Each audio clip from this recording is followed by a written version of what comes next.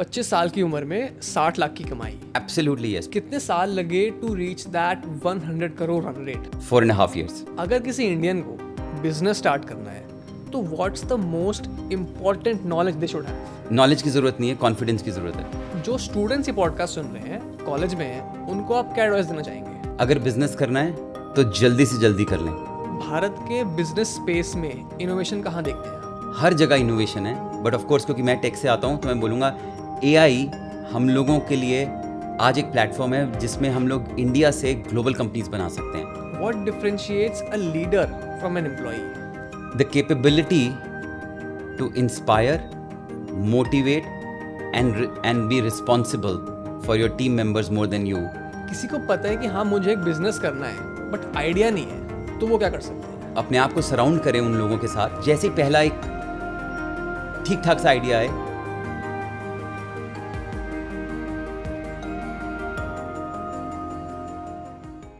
You mentioned you were born curious, right? Abhi there are people who are, let's say, 20-year-olds. They want to build something for themselves, build a legacy, build big businesses, right? So how do they figure out कि are they made for it? Because curiosity सब में होती है. How do you figure out you can actually solve that curiosity? तो संस्कार ये ना एक जर्नी है. Journey to find yourself. जो आपका हर एवरीवन, सबको सक्सेसफुल होना है, सबको पैसे कमाने हैं, सबको लाइक मैं अपनी बात बताता हूँ. आज से 25-30 साल पहले मैं सोचता था, मैं उस समय इट वाज लग्जरी कि मैं ब्रेकफास्ट दिल्ली में करूँगा, लंच बॉम्बे में करूँगा, डिनर बैंगलोर में करूँगा. आई मीन एक इंदौर में आज से 1999 में एक middle class academically average Indian का ये सोचना उस समय एक बहुत बड़ा, मतलब अपने आप में एक ड्रीम था. तो हर कोई ये सब चाहता है, हर कोई अपने आप में से अपनी फैमिली को सक्सेस करना चाहता है, हर कोई है चाहता है. बट आई थिंक कहीं ना कहीं सक्सेस बहुत सब चीज़ों से आ सकती है. बिजनेस से भी आ सकती है, सही जगह पे सही टाइम पे जॉब करके भी आ सकती है, और भी बड़े फील्ड्स में आ सकती है. आप पॉडकास्ट कर रहे हैं, आप अपने आप में सक्सेस होने की जर्नी पे हैं. तो ये एक जर्नी है टू फाइंड योर सेल्फ. मेरे ख्याल से जिसको हम बोलते हैं आइटरेशंस करते रहना चाहिए लाइफ में, very early in your life. कि आप 18-19 साल के हुए, अब आप जॉब भी करें, अब आप बिज़नेस भी करें, 2 साल बिज़नेस की भी जर्नी लें, आप 2 साल में भी अगर आपको अब्रॉड जाना है वहाँ की भी जर्नी करें. तो आई थिंक वो कौन सी जर्नी आपको उससे प्यार हो जाएगा. It's like you date with few things and you do not and you will find your love. और आई थिंक मेरे साथ तो कुछ वैसे ही हुआ है. मैंने बिज़नेस भी स्टार्ट किया, वो बिज़नेस बंद हो गया, फिर जॉब करी, फिर वापस से नया बिज़नेस स्टार्ट किया. मैंने बिज़नेस भी 2-3 चीज़ों में किया. मैंने यार्न ट्रेडिंग भी करी, which is like very traditional business. Yarn trading भी करी.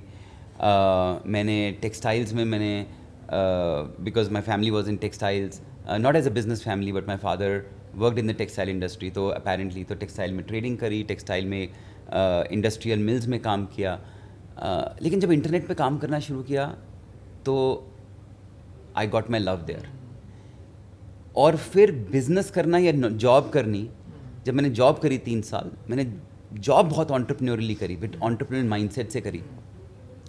लेकिन कहीं ना कहीं आया कि नहीं यार, बिज़नेस करने में ज़्यादा मज़ा आया. तो आई थिंक एक जर्नी है ना ये, इसमें you will have to date and find your love. और मैं कहता हूँ कि the sooner you start the better it is. आप 18, 19, 20, 21, 22 साल में ये अपनी जर्नी ऑफ फाइंडिंग पे स्टार्ट कर लीजिए, क्योंकि by the time you are 28, 29, 30 you'd find कि मेरे को यहाँ पर प्यार मिल रहा है, यहाँ पर पैशन मिल रहा है, ये है मेरी कॉलिंग. और फिर 30 से लेकर 40 साल तक उस पर डबल डाउन करिए, एंड 40 से 50 साल पे उस पर कंपाउंड करिए. एंड आई थिंक मैं तो कुछ इस तरह से मेरा रहा है, and this is my go to thing. Is it fair to say that as Indians, or as young Indians rather, we should be first independent and bold if you want to be successful? Because अगर हम independent नहीं होंगे, bold नहीं होंगे, how will we date these few things? How will we do a job, then a business, then something of our own, try a new city, live alone? How will we do that? बिल्कुल. और तो मैंने इसमें अपनी book में एक framework लिखा है, dare. Dare framework is about dreaming very big, action every day, relationships drive the world, and E is the edge that God gives you, or if somebody doesn't believe in God, it is that serendipity or serendipitous events that come to make your day successful. So मेरे ख्याल से बड़ा सही concept है कि आपको जब तक आप एक्सपेरिमेंटेशन तो बोल्डनेस से ही आएगा और डेयर करते रहना पड़ेगा. एंड देयरफॉर जो आपने बोला ना इंडिपेंडेंस, मैं आपको एक कहानी बताता हूँ. When I wrote this book, my mother was reading the book and he said, मेरे को तो पता ही नहीं था इतना सब हुआ. मेरे को तो 90% बुक की कहानियाँ नहीं पता. सो द आइडिया वाज कि कहीं ना कहीं मेरे को वो एक इंडिपेंडेंस मिली to continue to do my thing. तो दो तीन चीज़ें हो गई. I started early, I was in the right sector at the right point of time. तो कि मेरे को बीच में लग रहा था कि मैंने कहा ये किस सेक्टर में आ गए, इससे अच्छा स्टील इंडस्ट्री में चले जाते हैं, तो पता नहीं सेक्टर ऊपर नीचे जाया जा रहा है. बट आई थिंक फाइनली मैं उस सेक्टर में उस टाइम पे आ गया जब वो सेक्टर अपने आप बूम करने से जस्ट 3-4 साल पहले था. I was there right time right place, और मेरे को फुल इंडिपेंडेंस मिली अपनी चीज़ करने के लिए. तो yes, you are absolutely right. वो डेट करने के लिए boldness, independence, experimentation in your first 20-30. और जिस दिन रॉकेट शिप मिल जाए उस दिन ये नहीं पूछना कि मेरा सीट नंबर क्या है. उस रॉकेट शिप पे बैठ जाना, अपने आप अच्छा से अपनी सीट मिल जाएगी अंदर, या अपने आप ही अपनी आप डेस्टिनी कार्व कर लोगे अंदर. So I think it's very important that one realizes that they have to experiment, they have to try out a few things. Only then they can realize what is their true calling, what will make them ultimately successful. If you just try to copy others' journeys, आप कहीं नहीं पहुंचोगे. संस्कार, inspiration बड़ी important है. तो copy, मेरे को ना कॉपी से इतना डर नहीं लगता. हमारे सारे मतलब इंडिया की पहली जर्नी में हमारे most of successful business ideas, at least मेरी इंडस्ट्री में, टेक इंडस्ट्री में, आर समवेयर कॉपीड और समवेयर इंस्पायर्ड. तो मेरे को लगता है आदमी इंस्पिरेशन लेता है, तो आप उसको कॉपी, बड़ी थिन लाइन डिफरेंस है बिटवीन कॉपी एंड इंस्पिरेशन. मेरे को लगता है रोल मॉडल्स होने चाहिए. मेरे को लगता है वो रोल मॉडल्स चेंज होते रहें, वो अलग बात है. वो शायद जब आप छोटे हो तो वो कोई भैया हो सकते हैं या दीदी हो सकती हैं. वो जब आप थोड़े से कॉलेज में चले जाओ तो वो एक सक्सेसफुल अंकल हो सकते हैं, आंटी हो सकती हैं. वो आप उससे बड़े हो जाओ तो वो someone you know who you read about, you talk about. I think inspirations, role models are very important. And आप उसमें इंस्पायर करके, इंस्पिरेशन लेके, अच्छी इंस्पिरेशन लेके उसको आप अपने स्टाइल में अपनी जर्नी कार्व आउट कर सकते हो. Bring your personality into it. Bring your personality, tonality into it. But I think role models and inspiration होना, मेरे को लगता है होना चाहिए यार. मेरे तो आज भी रोल मॉडल हैं, मेरे तो हर जर्नी पे रोल मॉडल रहे. एक entrepreneur की life is so lonely. There is no playbook, no support, no applause till the very end, right? So why do people like us still do it, still go through this grind? तो संस्कार, मैं अगर इसमें बोलता हूँ कि ये ना एक बड़ा लाइफस्टाइल डिसीजन है. बिजनेस करना ना एक लाइफस्टाइल डिसीजन है.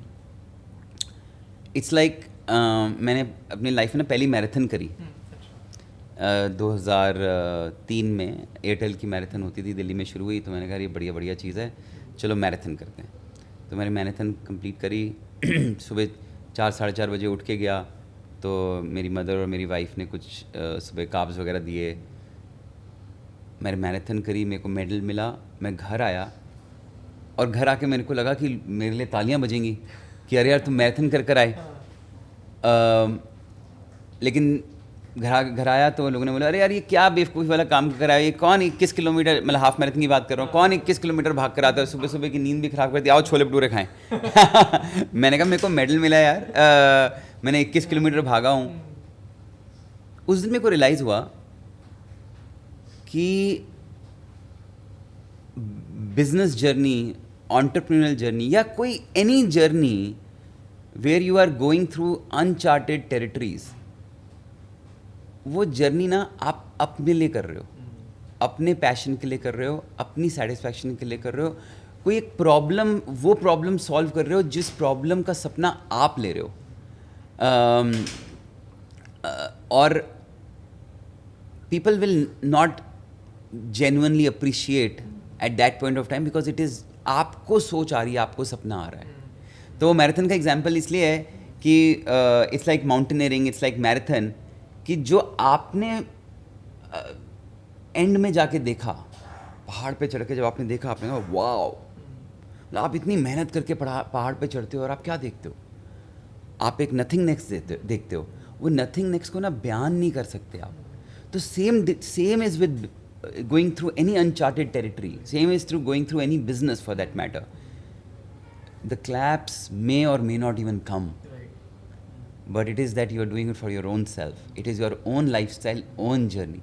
और ये डिसीजन जर्नली आपको कोई एक या दो चीज़ें मोटिवेट करती हैं.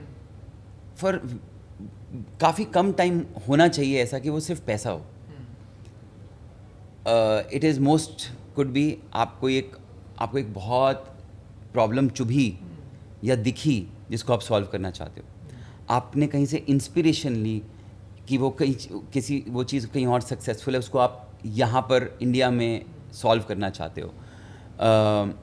या आपको एक अपनी हंगर है, आप किसी सिचुएशन में हो कि आपको पैसे कमाने हैं, तो आपने बिजनेस स्टार्ट किया.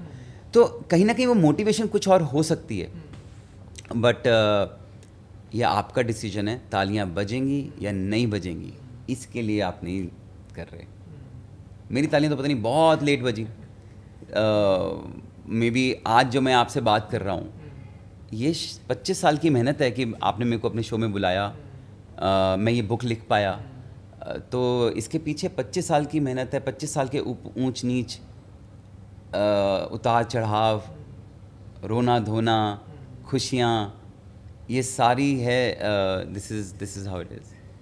तो आप अपने इन 25 सालों की लर्निंग्स को एक नटशेल में मुझे कैसे सिखाओगे? मैं भी आज एक बिजनेस रन कर रहा हूँ, बड़ा बनना चाहता हूँ. So what will you tell me I should keep in mind? Honestly कोई फार्मूला तो है नहीं. 2-3 चीज़ें बता सकता हूँ, और मैंने यही कोशिश करी है बुक में लिखने की और डिटेल में. लेकिन सबसे पहले जो मैंने डेयर फ्रेमवर्क की बात करी, अगर आप बोलो कि मैं अपने आप को 25 साल पहले जाके क्या बोलना चाहूँगा, तो मेरे को और बड़ा ड्रीम करना चाहिए था. मे बी जो आज कर रहा हूँ, आज मेरे को समझ आया और मैं जितना और ऊपर ड्रीम कर सकता हूँ उतना कर रहा हूँ. So one is dream very very big. Action every day, just show up every day. मैं संस्कार आपको बताता हूँ, showing up every day is one formula. It's like saying कि आप डोर नॉक करते जाओ, कौन सा दरवाज़ा खुलेगा ना आपको नहीं पता, और वो कब खुलेगा ये भी नहीं पता आपको. जो आप सोचते हो कि दरवाज़ा खुलेगा, वो दरवाज़ा शायद 99% टाइम शायद वो नहीं खुलता है. और वो जो दरवाज़ा आप सोचते हो कि नहीं खुलेगा, और वो दरवाज़ा खुल जाता है. तो ये तो पता नहीं. तो showing up every single day, dream very big, and then create long lasting deep relationships with people, non transactional relationships. और अगर आप इस चीज़ को आप कॉन्टिन्यूस करते रहो, I think you will definitely achieve. Consistency, relentless consistency is the answer. बस वो चलते रहो उस पाथ के ऊपर जो आपने वो ड्रीम सोचा है. तो ये मेरे को तो और कोई फॉर्मूला नहीं पता, बट ये फॉर्मूला मेरे हिसाब से सबसे बड़ा है. अभी कल I was reading a book, उसमें लिखा था one more day, one more day, one more day, may be tomorrow is my day. यही रास्ता है सक्सेस पाने का. अगर आपने एक दिन मेहनत करी ना सोचोगे आपको फल मिल जाएगा, वो नहीं होगा. You have to just keep at it and hypnotize yourself कि मैं लगा रहूंगा. Yes, motivate. इररिस्पेक्टिव लोग क्या सोच रहे हैं, सक्सेस मिल रही है नहीं मिल रही है, if my vision is clear, my intentions are right, I have to just keep on going. Fall down 7 times, get up the 8th. तो बिल्कुल ये भी एक जापानीज प्रोवर्ब है एग्जैक्टली 50 ओवर का मैच है, पहली बॉल में छक्का लगेगा या 50 ओवर की लास्ट बॉल पे छक्का लगेगा वो तो मेरे को नहीं पता, लेकिन कोशिश आपको हर बॉल पे 2 चीज़ों ही करनी है, टिके रहने की, और जिस दिन बॉल वो अपॉर्चुनिटी आए उस दिन छक्का मारने की। बहुत सही बोला आपने. So Manish, can a academically average, okay, uh, I should say a middle class young individual dream big, dream to build a $100 million outcome? Like, is it okay on their part? संस्कार 130 billion dollar invest हुए हैं internet में last 9 साल के अंदर. Internet industry की बात कर रहा हूँ, सिर्फ स्टार्टअप, टेक ओरिएंटेड स्टार्टअप. और मैं इस पूरी पॉडकास्ट में आपको ये बोलना चाहूँगा कि जब मैं स्टार्टअप की बात करता हूँ तो ये सिर्फ टेक स्टार्टअप्स की बात नहीं कर रहा. मेरे लिए कोई आदमी बिजनेस कर रहा हो, नॉन टेक हो, चाहे वो जॉब कर रहा हो और उस जॉब में वो सक्सेसफुल होना चाहता है अपने एंटरप्रेन्योर माइंडसेट से, या वो टेक एंटरप्रेन्योर बनना चाहता है, ये तीनों को मैं इनकम पास करता हूँ जब मैं एक स्टार्टअप बोलता हूँ, ठीक है. बट मैं अपनी टेक इंडस्ट्री की स्टार्टअप की बात करता हूँ. Around $130 billion has got invested in last 9 years. Cumulative value of all the startups give or take आज अराउंड $400 बिलियन होगी, and it will soon get to about $1 trillion, जो हम डिजिटल इकॉनमी ऑफ $3 ट्रिलियन बोलते हैं, और वो सपना बहुत जल्दी पूरा हो जाएगा. तो सपने बड़े लेने चाहिए. मैं तो कहूँगा कि हर स्टेट को हमारी $1 ट्रिलियन की इकॉनमी के लिए सोचना चाहिए. But anyway, coming back to your question, ये $130 बिलियन जिन स्टार्टअप्स में लगा है ना, मेरे को ऐसा लगता है 99% of them have come from middle और लोअर मिडिल क्लास बैकग्राउंड्स. क्योंकि पता है, none of them at least I know has were born with silver spoon. और उसका रीज़न है हंगर ना, जो भूख है ना, ये जीवन, ये परिवर्तन है ना जीवन, वो ऐसे घूमता है. तो जो लोअर और मिडिल क्लास फैमिलीज़ है ना इंडिया की, उनमें और उनके बच्चों में हंगर इतनी ज़्यादा है टू अचीव समथिंग. मैं ये नहीं कह रहा कि ऊपर वालों में नहीं है, बट यहाँ पर जो मैंने हंगर देखी है, वो हंगर ही सक्सेस दिलाती है. What gets you to success is your hunger. और ड्रीम बड़ा कौन करेगा? जिसके ड्रीम्स ऑलरेडी पूरे नहीं हुए हैं, वो ड्रीम करेगा ना. तो मिडिल क्लास तो वहाँ सॉल्व हो गया कि जब $130 billion middle class Indian entrepreneurs पे इन्वेस्ट हुए हैं, तो वहाँ तो मिडिल क्लास हो गया. अब मैं बात करता हूँ एकेडमिकली एवरेज. वैसे तो हमारे इंडिया के प्राइम मिनिस्टर ही, अगर आप देखें, एकेडमिकली एवरेज. और अब तो ज़माना, संस्कार ये है कि इंटेलिजेंस तो एआई के पास है, आपको कॉन्फिडेंस होना चाहिए. How intelligence is now free for everyone. तो you should rather be more street smart, और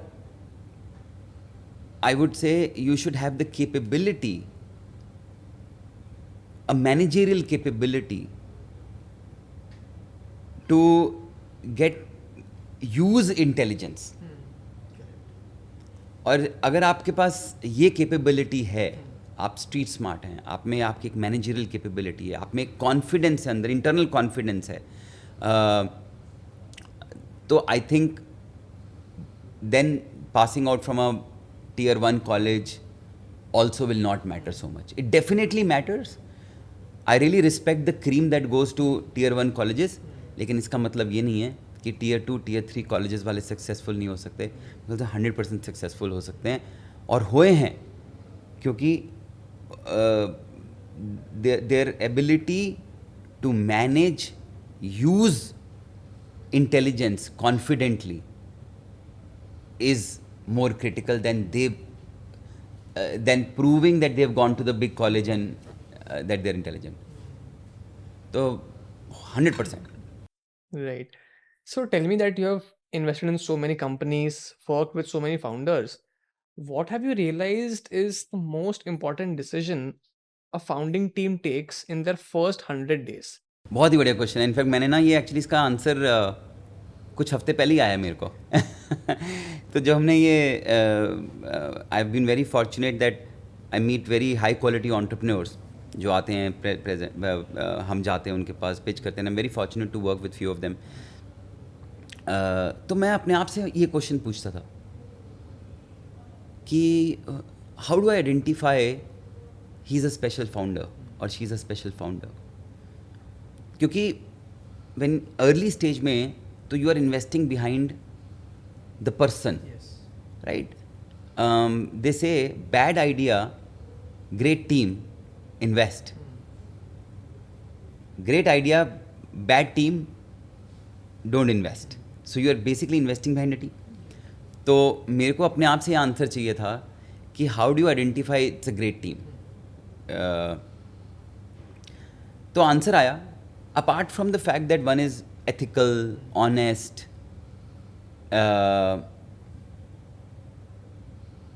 दो आंसर निकले. एक, first is how ambitious one is, कितना बड़ा सोचता है. तो एम्बिशन बड़ा इंपॉर्टेंट है. और एम्बिशन अगर मिशन से कंबाइन हो जाए तो सोने पे सुहागा है. और सेकंड जो is more important is the capability to listen, absorb, experiment and do faster iterations of their business in the first 100 days. Probably I would say not just 100 days, first 18 months. पहले 18 महीने, जैसे बोलते again हमारी marathon में पहले 2 kilometre बड़े important हैं, क्योंकि उस 2 किलोमीटर में आपके फिजिकल स्ट्रेंथ आपकी मेंटल स्ट्रेंथ से लड़ रही है. मेंटल स्ट्रेंथ बोल रहा है क्या कर रहा है यार, फिजिकल स्ट्रेंथ आप लगा रहे हो, और थोड़ी देर बाद mental strength takes over after 2 kilometres to say कि नहीं this is what you want, उससे फिर अगला निकल जाता है. तो कहने का मतलब ये है कि जो पहले 2 साल हैं वो आपके लिए इतने इम्पॉर्टेंट है, और उस 2 साल के अंदर आप sometimes rigidity helps, but too much rigidity doesn't help. So, your capability to listen to people you trust and people who can inspire you, not noise. Absorbing their thoughts, their passing remarks, because a lot of wisdom is hidden in their even passing remarks. यार ऐसे नहीं वैसे कर लेना चाहिए, सोचना चाहिए आपको उसके बारे में. तो एब्जॉर्ब करके प्रोसेस करने की कैपेबिलिटी. और थर्ड, ठीक है अच्छा लगा वो आइडिया जो उन्होंने बोला, let me do an experiment. क्योंकि पता है बिजनेस प्लान शुरू कहीं से होता है और वो सक्सेस कहाँ से आती है वो बिल्कुल अलग है. मैं जोमेटो का, हम सबको एग्जाम्पल पता है, जोमेटो जब स्टार्ट हुई तो फूडी बे करके स्टार्ट हुई, एक फूड मेन्यूज़. कितने इन्वेस्टर्स ने उसमें बोला ये क्या होएगा, लेकिन because it was may be a not so great idea but a great team, तो वो शुरू कहाँ से हुआ था और वो आज क्या कर रहा है इज टोटली डिफरेंट, राइट. तो कहीं ना कहीं उस फाउंडर में capability to hear, absorb, experiment, and if the experiment is successful, pivot और चेंज द बिजनेस आइडिया और एड अ बिजनेस आइडिया. तो मेरे लिए ये 2 चीज़ें बड़ी इंपॉर्टेंट हैं, having an ambition, then or an ambition with mission, and secondly ability to hear, absorb, experiment and pivot. ये पहले 2 साल बहुत इंपॉर्टेंट है. I think that ability to take feedback and the boldness or the daringness rather to act on it, to pivot is the most important thing. बिल्कुल सही है. That's exactly. अगर किसी में वो जिगरा ही नहीं है कि यार मैंने जो 1 साल काम कर लिया इस चीज़ पे, इसको पूरा तरीके से चेंज करना है, वो अगर बोल्डनेस नहीं है, वो जिगरा नहीं है, तो फिर आप वो अल्टीमेट आउटकम नहीं अचीव कर पाओ. मैं आपको एग्जांपल देता हूँ. हमारी एक पोर्टफोलियो कंपनी, उनके फाउंडर ने पब्लिकली बोला, spine is the name of the company, SPYNE. Sanjay is the name of the founder.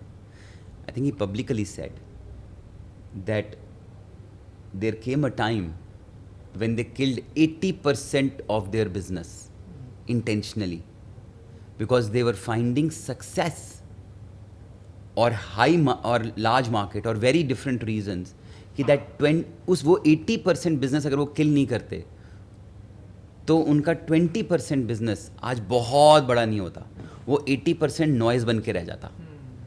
तो to understand, to think, to probably listen, absorb, think, experiment and have these bold steps is very important.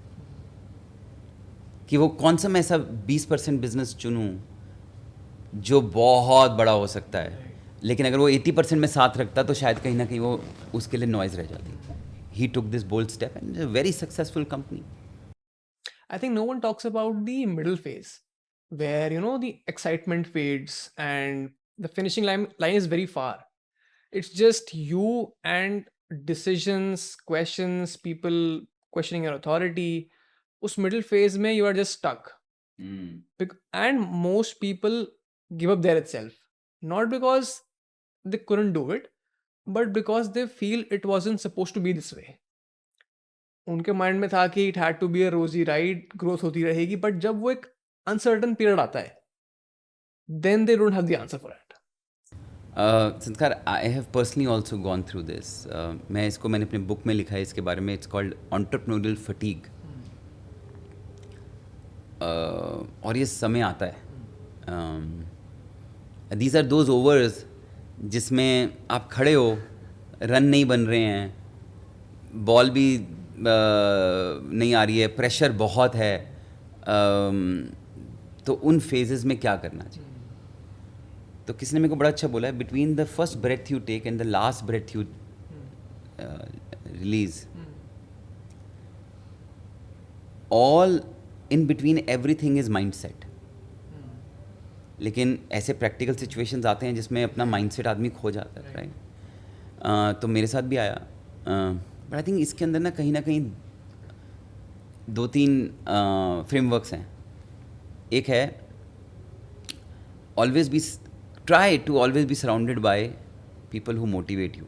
It could be your family, it could be your partner, it could be your friends, or you forcing yourself to be surrounded by people where you seek motivation, positive motivation,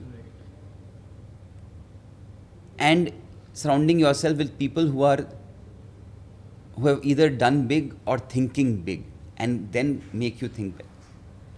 Second is celebrate more often. क्या होता है इस पूरी journey में ना, the journey is so beautiful, but somewhere we keep looking at the outcome. But outcome कैसा होएगा, कब होएगा, कितना बड़ा होएगा, वो इम्पैक्ट होएगा नहीं होएगा जो आपने सोचा है आपको पता नहीं. बट इस पूरी जर्नी के अंदर ना, journey is very beautiful.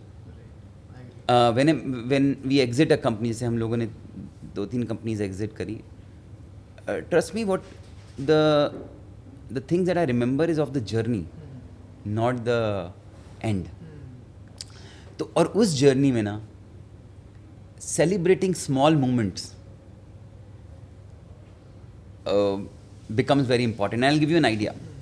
I'll give you a thought. मेरे को भी कुछ दिन पहले आया कि हम प्लेन में जाते हैं, फ्लाई कर रहे हैं, सुबह की फ़्लाइट ले रहे हैं, शाम की फ़्लाइट ले रहे हैं, आ जा रहे हैं. एक दिन मैंने सोचा कि यार, you still amongst the 1 or 2% people who could probably do this, who is flying, who is not even thinking about, and there is a lot of people down below who is even dreaming to say, यार मैं कब flight में चढ़ूँगा, कब मैं सुबह, जैसे जो मनीष ने 25 साल पहले बोला था कि मैं किस दिन सुबह बॉम्बे जाऊँगा, फिर बैंगलोर जाऊँगा, फिर यहाँ से मैं इस इंटरनेशनल चले जाऊँगा, यहाँ आऊँगा, एक दिन में मैं दिल्ली, लंदन, दिल्ली कर लूँगा. मैंने तो ये सब ड्रीम किया था और मैं हो रहा हूँ, और उसके बाद लगने लग जाता कि अरे यार एक और नई फ्लाइट, फिर एक और में जाना पड़ रहा है. But then I reminded myself, and each time you are going into that flight, celebrate. because you have started taking things for granted that are things which you were dreaming are coming to you easily now. So celebrating more often, having the gratitude to say कि अरे यार ये ना ये चीज़ें भी motivate करती हैं आपको इंटरनल माइंडसेट है ना, first breath last breath everything in between is mindset. तो आपको you have to really force yourself to control your mindset and surrounding yourself with right set of people and continuing to celebrate more often have actually found me are actually I have found are the two ways to continuously have that mindset. I think that's very interesting because we often chase numbers, the end goal that we have in mind as a हम start किया था. But in the journey, when people slightly appreciate you, like for me in my case, sometimes people meet me on the streets and say, I know you from somewhere. You are Sanskar. Yeah. So that helps me, or that forces me to take a step back and analyze कि यार मैं look back rather कि अच्छा हम यहाँ पे आ चुके हैं. जो हमने start किया था एक dream के साथ, वो reality बन रही है धीरे धीरे. Right. So it's not just about the numbers. आपको वो experience भी, वो लोगों की appreciation पे ध्यान देना होता है. बस मैंने गलती करी है. There was this और मैं आज ये इसलिए बोल पा रहा हूँ क्योंकि मैंने गलती करी है. There was this company of ours called SVG Media, which is one of the leading digital media companies. We wanted to do an IPO for that company, an IPO in India, when neither IPOs were fashionable and doing IPO in India were fashionable. And this is 2015-16. And then came an offer from a very large company which we exited it to finally. तो ऐसे ही हुआ कि एक मैं अपनी leadership के साथ हम लोग बैठे हुए और कहीं ना और हमने कहा यार देखो there is an IPO journey and there is this exit journey. हमने ना उसको एक नंबर्स डिसीजन बना लिया कि अरे हम कहेंगे IPO भी करते तब भी ये इतने नंबर्स होते, इतनी कंपनी का वैल्यूएशन होती, अभी तो एग्जिट हो रहा है और ये this all wealth will come to you etcetera. business is right now in the challenging mode, it's or there are challenges ahead etc. तो उस दिन डिसीजन ले लिया एग्जिट का. In hindsight her decision situational होता है. मैं ज़्यादा रिग्रेट नहीं करता उस डिसीजन की, लेकिन आप उस डिसीजन से कुछ सीख सकते हो. उस डिसीजन से मैंने सीखा ये कि शायद वो उस समय हमारा एंटरप्रेन्योरियल फटीग प्ले कर रहा था. अगर हम थोड़ा सा और रुक जाते, हम सेलिब्रेट करते, हम बिजनेस के चैलेंजेस को रादर अपॉर्चुनिटीज़ में देखने की कोशिश करते, हम ये देखते कि यार हम एग्जिट कर जाएंगे तो हमने की इतनी ब्यूटीफुल, जिसके अंदर इस गाड़ी के अंदर ड्राइवर बैठे हैं और पैसेंजर बैठे हैं, थके ये लोग हैं, लेकिन गाड़ी कितनी सुंदर बन गई है, गाड़ी कितनी पावरफुल बन गई है.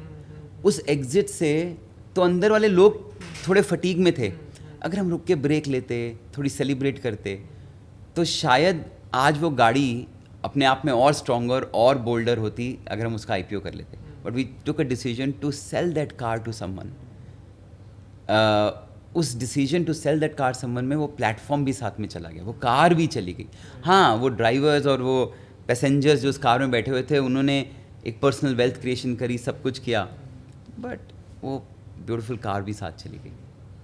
So in my opinion, therefore, and again in hindsight, it could be at that situation this was the right decision to take. But what I'm trying to say is continue to find motivation and continue to celebrate more often. Continue to have gratitude. अपने से ज़्यादा जो so it's not the sanskar, it is a sanskar show. Sanskar may at some point of time may get a little fatigue and maybe a little this thing, but it is a sanskar show which you have built. So the car that I am talking about is a sanskar show. Sanskar needs to find continuous motivation to continue to drive that car well. तो वो समय आएगा, आता है, हर business में आता है, हर छोटे बिजनेसमैन में आता है, बड़े बिजनेसमैन में आता है. So अभी आपने बोला कि it's not संस्कार, it's the संस्कार show, right? I feel कि a business is a reflection of the founder. अगर फाउंडर की लाइफ अच्छी चल रही है, बिजनेस विल डू वेल. अगर बिजनेस में कुछ खराबी है, उतार चढ़ाव है, तो founder will be frustrated, right? So how do I, as a young founder or a startup enthusiast, हाँ जी right, look at this and try to sort of detach myself from the business outcome and just focus on my mental health, my well-being? I'll try and answer. I don't know if it's a perfect answer or not, but मैं कोशिश करता हूँ बात करने की इसके बारे में. पहले सो ना इसमें ना बिजनेस को कुछ कुछ ब्रेक कर देना चाहिए हमारे को. The first early stage of setting it up, then growing it up, then scaling it up, and then institutionalising it. ये 4 अलग अलग मोड्स हैं हर बिजनेस के. पहला जो मोड है ना of early stage setting it up, कि बिजनेस की डेफिनेशन क्या है, बिजनेस बनाना क्या है, उसको सही पटरी पे लेकर आना है, एवरीथिंग ऑफ दैट सॉर्ट्स. वहाँ मैं आपसे फुली अग्री करता हूँ कि business is the reflection of the founder. He is the main driver. अभी तो गाड़ी बनी रही है, वो ड्राइवर, मैकेनिक, जो फाउंडिंग टीम है, वो सबसे इम्पॉर्टेंट है. फिर आ जाता है ग्रोथ का टाइम, कि जब उस अब डेफिनेशन आ गई, बिजनेस आ गई, एक स्टेबिलिटी आ गई. स्टेबिलिटी मतलब एक पाथ मिल गया, एक पैशन मिल गया, एक पर्पस मिल गया. अब उसको ग्रो करना है. उस जगह पे आदमी को अपने आप को कोशिश करना चाहिए थोड़ा सा डिटैच करने की, बाय सेइंग कि मैं शेयर होल्डर भी हूँ और मैं इस बिज़नेस का एम्प्लॉय भी हूँ. So this business, I don't run this business, the business has given me an opportunity to run this business. तो जब मैं अपनी सीट पे रोज़ आके बैठता हूँ ना, तो मैं ये मानता हूँ कि इस बिज़नेस ने मेरे को आज अपॉर्चुनिटी दी है यहाँ बैठने की. It is coincidental that I am also a share holder of this business. तो जब ग्रोथ का समय, जो नेक्स्ट फेज होती है, उसमें उसको अपने आप को काउंटर क्वेश्चन करना चाहिए. Am I the right guy to grow it? Is my team right to grow it? कई बार ना human decisions and business decisions को मिक्स कर देते हैं. यार मैं इस एम्प्लॉय को कैसे निकालूं, यार ये तो मेरे साथ बहुत पुराना था, यार इसने तो मेरे को मेरे साथ ग्रो किया. वो डिसीजन, ह्यूमन डिसीजन की आपने, if he is not working out for you, for your business growth, it could be you also, it could be me also for my business.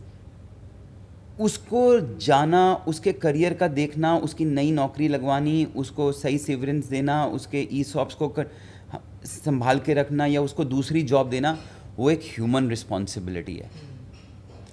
But वो आदमी उस बिजनेस को या उस डिपार्टमेंट को grow करने के लिए या स्केल करने के लिए सही है कि नहीं है, वो रिस्पॉन्सिबिलिटी आपने, बिजनेस ने आपको दी है सोचने के लिए. हम इन चीज़ों को मिक्स कर देते कई बार, यार उसको कैसे निकालूं, यार उसको बुरा लग जाएगा, वो ऐसा. तो ये दोनों डिसीजंस अलग है. जिस दिन आप इन दोनों डिसीजंस को अलग कर दोगे ना, human decisions and business decisions, people decisions for business, उस दिन एक क्लैरिटी आ जाएगी थॉट में. तो सेकेंड स्टेज में आपको ये डिसाइड करना है.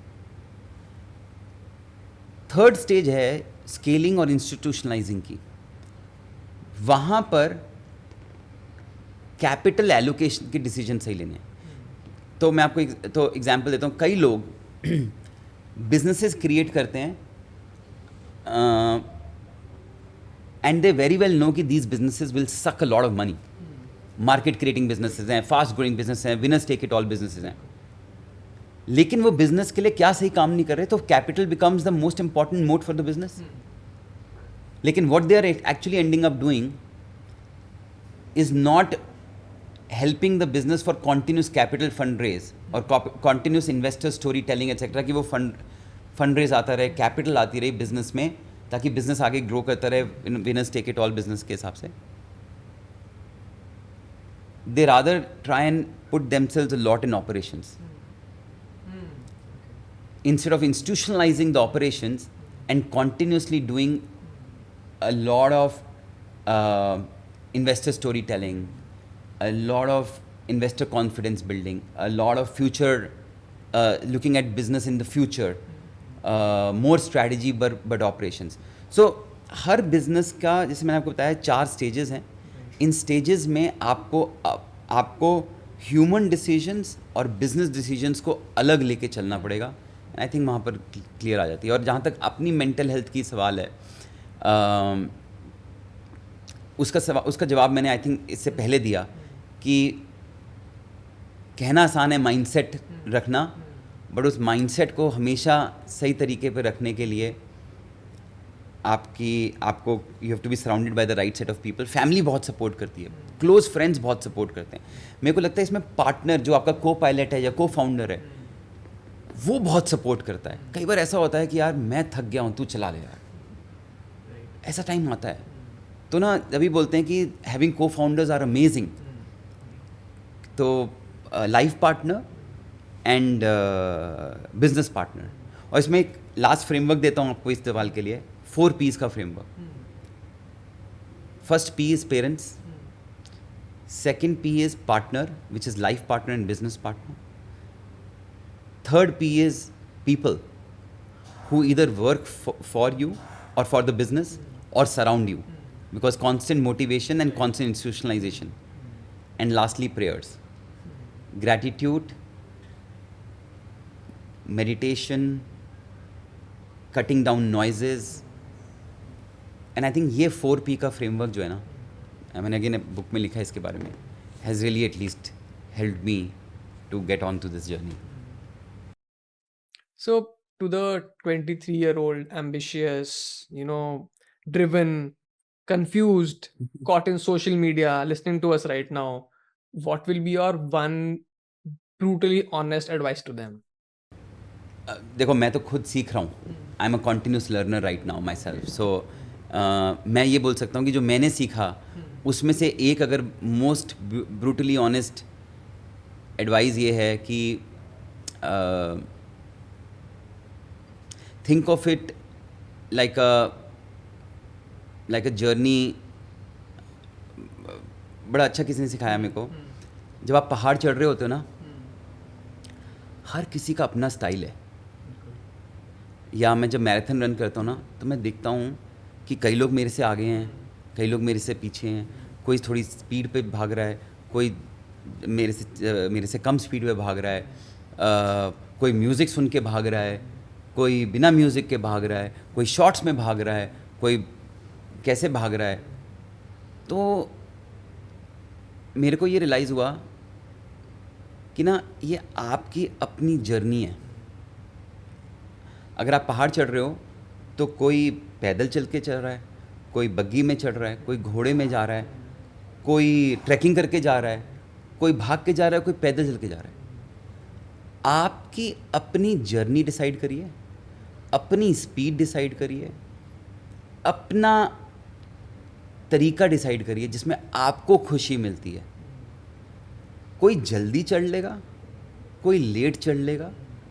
जिस रास्ते में, उस रास्ते में आपको जैसे चढ़ाई करके या जैसे भाग के आपको खुशी मिलती है ना, उसी रास्ते पे अपने स्टाइल से चलिए, इंस्पायर होते रहिए, लेकिन किसी और को कॉपी करके अपने स्टाइल को भी ख़राब मत करिए। आराम से वो आप पहुंच जाओगे किसी ना किसी दिन। फिनिशिंग इम्पॉर्टेंट है, कितने टाइम में किया ना वो बहुत ज़्यादा इम्पॉर्टेंट नहीं है। इम्पॉर्टेंट है लेकिन बहुत ज़्यादा इम्पॉर्टेंट नहीं है। वो जर्नी को आपने कितना इंजॉय किया वो ज़्यादा इम्पॉर्टेंट है, और उसको फिनिश किया वो ज़्यादा इम्पॉर्टेंट है। और बिना किसी को हार्म करे हुए और बिना अपने आप को हार्म करे हुए वो जर्नी में चलिए। Actually, Daniel Lubetsky, the founder of Kind Bars, says this thing that even if you know where you'll be in 5 years, keep your options open. You never know where life takes you. So you always have to be open to new experiences, sudden changes. COVID happened. Yeah. So you have to be open to constant, working around things. You have to be resourceful as a young guy or young girl to be successful in life. संस्कार, मैं आप इस podcast के through ना एक और चीज़ बोलना चाहता हूँ, बहुत इंपॉर्टेंट। जब आपने बोला ना कि these situations happen forgot the name of the author you mentioned.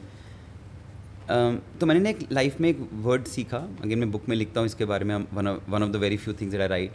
It's called NROOC. It's never run out of cash.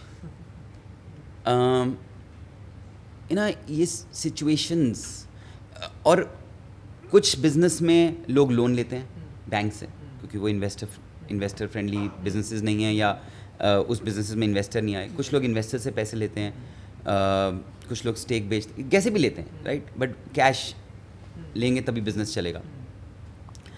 तो मेरे को किसी ने बहुत पहले सिखाया कि ना ये बारिश कब आ जाए पता नहीं, मतलब कहने का मतलब ये है कि वो सिचुएशंस कब आ जाएं पता नहीं है.